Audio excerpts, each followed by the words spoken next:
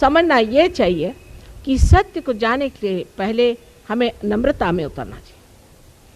अभी तक हमने सत्य को नहीं जाना है। हमने जो अभी तक जाना है वो दूसरों की लिखी हुई बातें, दूसरों की पढ़ी हुई बातें, जो 4 लोगों ने बता दिया वो जानते हैं। इसने ये कहा, उसने ये कहा, उसने ये बताया, लेकिन हमने अपनी सेंट्रल नर्वस सिस्टम पे कुछ नहीं जाना। हमारी जो मज्जा संस्था है उस पर हमने कुछ नहीं जाना, उसका हमें अनुभव नहीं आया। एक तो इस नम्रता पर हम आए कि फिर हम जिस सत्य को जानते हैं वो सत्य बड़ा अधूरा सा है। सत्य में जो आप साइंस में जानते हैं वो वहाँ है, इसलिए आप जानते हैं, नहीं तो आप क्या जानिएगा। कि कार्बन में 4 वैलेंसीज होती है, ये आप देखते हैं इसलिए आप कहते हैं कि वहाँ है। इसमें कौन सी बड़ी बड़ी बात हो गई? जो है वही ना आप बता रहे हैं। लेकिन जो नहीं जानते हैं, जिसके बारे में आप अनजान हैं, उसकी ओर अगर आपको दृष्टि करनी है तो नम्रतापूर्वक आपको जानना चाहिए कि अभी बहुत कुछ जानने का। और जानना शब्द भी जो है ये ज्ञ से आया है, ज्ञ से आया है। इसका मतलब है हमारे मज्जा संस्था में उसकी प्रचीति होनी चाहिए, इसको मराठी में जाणीव शब्द है। इस बात को आप समझ लीजिए कि अपने बुद्धि के जो आप हथकंडे घुमा रहे हैं या उसी से जो कुछ डोरे निकाल निकाल करके सारी दुनिया को नचा रहे हैं, उसमें आप भी नाच जाइएगा, आपके बच्चे भी नाच जाइएगा और सारी दुनिया नाचती रहेगी और कुछ फायदा नहीं होने वाला। सत्य को जानना चाहिए, यह आप नम्रतापूर्वक पहले अपने अंदर सिद्ध कर लें।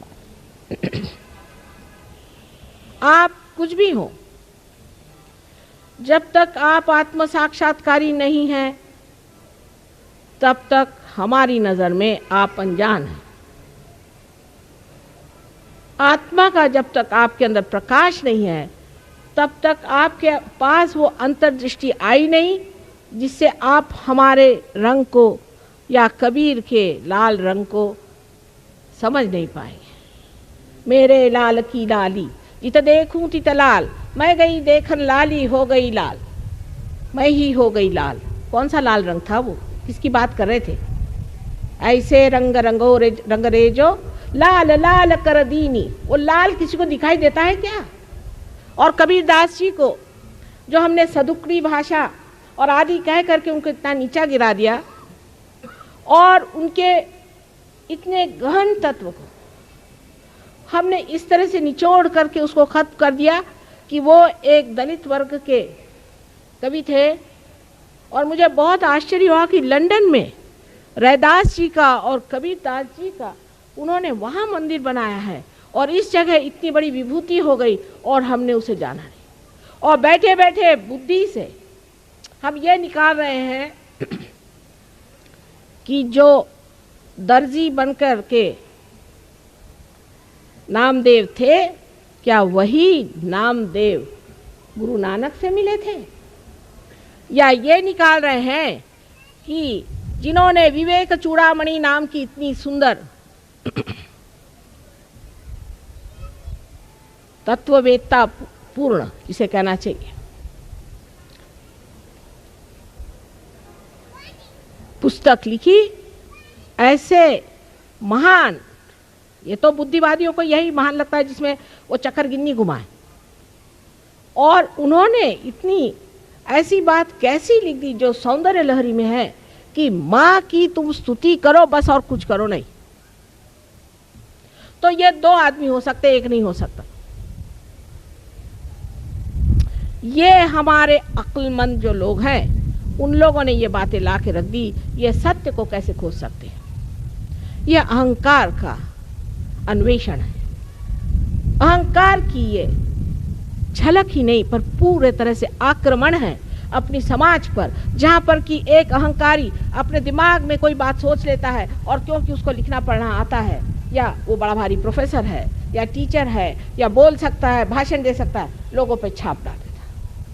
यहाँ ऐसे बहुत सारे तत्ववेत्ता हैं। एक हमने परसों सुने कि वो जा कर के सब मारवाड़ी लोगों में जा कर के बहुत ज़्यादा रुपया कमा रही हैं और उनको लोग बड़ा तत्ववेत्ता समझते हैं।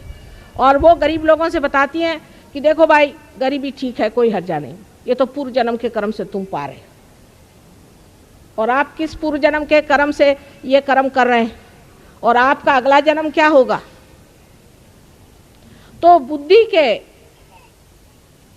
तत्व में सबसे बड़ी जो चीज, जो महत्वपूर्ण घनी बात है, वो एक ही है कि हमारे अंदर धर्म जागृत होना चाहिए। जब धर्म जागृत होता है तभी हम सत्य को जानते हैं।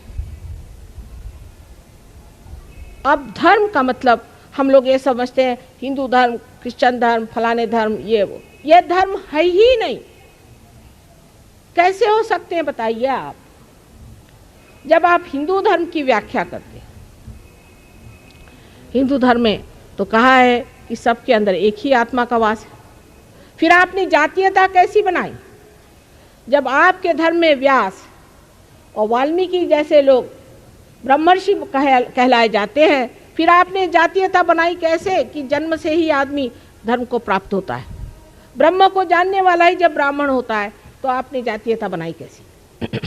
आज जातीयता के नाम से लोग चिल्ला रहे हैं। इसको निकालने का तरीका बुद्धि से नहीं हो सकता। इसके लिए सत्य को प्राप्त होना पड़ेगा। जब तक आप सत्य को प्राप्त नहीं होंगे तब तक आपके अंदर की जातीयता जा नहीं सकती। सत्य को प्राप्त होने के लिए दूसरी बात है कि धर्म में खड़ा होना पड़ेगा। धर्म में खड़ा होना क्या होता है, इसके लिए समझने की बात है। दो उदाहरण हम देंगे। एक श्री कृष्ण का। श्री कृष्ण को लोग सोचते हैं कि उन्होंने अहिंसा सिखाई। हाँ, सिखाई तो है अहिंसा, वो गरीबों के लिए, वो ऐसे लोगों के लिए जो त्रस्त है। लेकिन जो दुष्ट हैं उनके लिए अहिंसा नहीं सिखाई है, उनके लिए हिंसा सिखाई है। जिस वक्त कर्ण का पैर रथ के चक्के में फंस गया था और उनके ऊपर अर्जुन ने अपना गांडी पकड़ा था, तो कर्ण ने उनसे कहा कि देख, तू भी वीर है, मैं भी वीर हूँ, और मुझे क्षत करने का तुझे अधिकार नहीं, जबकि मैं सशस्त्र नहीं हूँ। तब कृष्ण ने अपनी उंगली आगे करके कहा कि जिस वक्त द्रौपदी की लाज लूटी जा रही थी तब तेरी वीरता कहाँ गई थी, मार इसे। कृष्ण को लेकर के जो अहिंसा की बात करते हैं वो इसमें का भेद नहीं जानते। कहा जाता है हंसा श्वेता बका श्वेता को भेदो बक हंस यो नीरक्षीर विवेके तू हंसा हंसा बका बका। उसका विवेक जब तक आपके अंदर आएगा नहीं तब तक आप समझ नहीं सकते धर्म क्या है। जिस वक्त ईसा मसीह जो कि साक्षात अत्यंत पवित्र ओंकार स्वरूप अवतरण थे, एक वेश्या को देखते हैं कि उसको पत्थरों से मारा जा रहा है। उनका किसी वेश्या से क्या मतलब हो सकता है।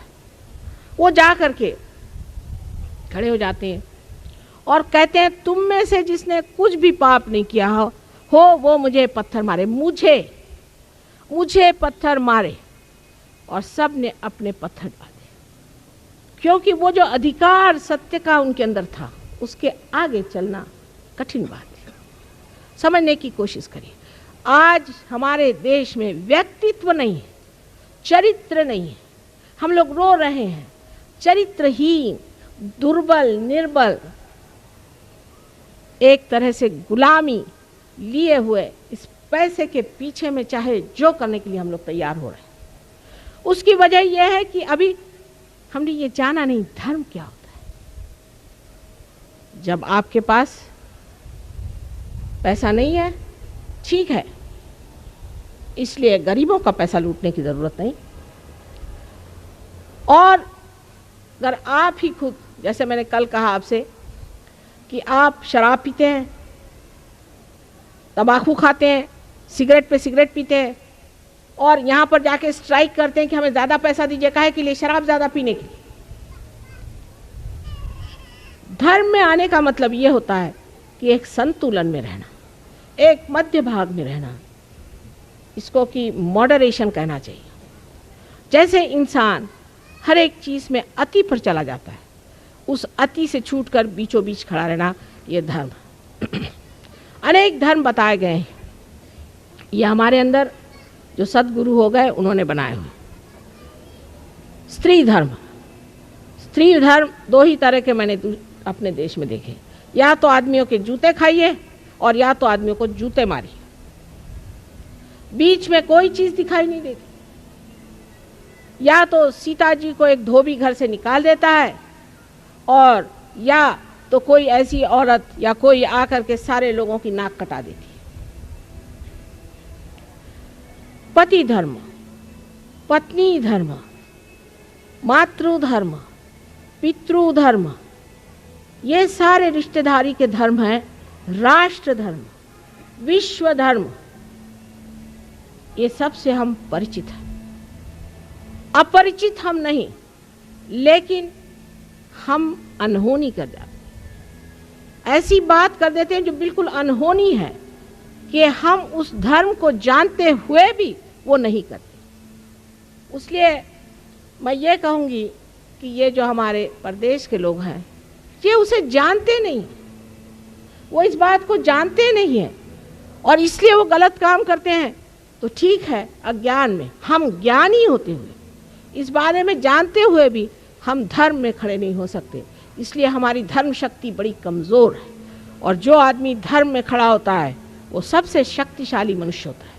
पैसे से आपके अंदर बिल्कुल भी शक्ति नहीं आ सकती। मैंने ऐसे ऐसे पैसे वाले देखे हैं कि जो लड़खड़ाते हुए खड़े रहते हैं, इसका पैसा नहीं दिया, उसका पैसा नहीं दिया, इनकम टैक्स वाले आने वाले हैं, ऐसा होने वाला, वैसा होने वाला है, मेरा लड़का पैसे लेके भाग गया, मेरी बीवी भाग गई, फलाना हो गया, ठिकाना हो गया। सत्ता से तो बिल्कुल भी नहीं आ सकते। सत्ता से आदमी इतना निर्बल हो जाता है क्योंकि दूसरों के हाथ में पड़ गया।